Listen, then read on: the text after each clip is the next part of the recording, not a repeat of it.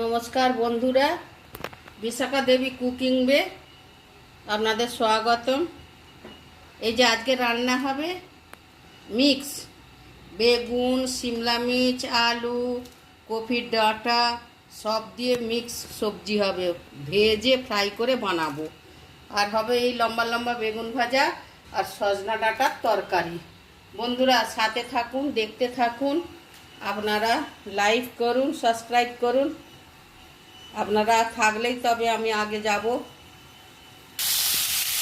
পাঁচ ফোড়ন দিয়ে বসিয়ে দিয়েছি, ঢেলে দিয়েছি। পাঁচ ফোড়নটা দেখানো হয়নি। তারপরে এই যে দিয়ে একদম ভাজা ভাজা করে ভাজবো।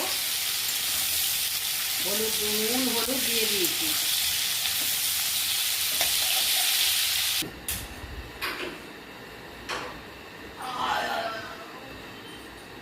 বন্ধুরা এই যে সব রকমের যে বেগুন টেগুন দিয়ে যে শিমলা মির্চ দিয়ে তরকারি হয়েছে, এই দেখুন।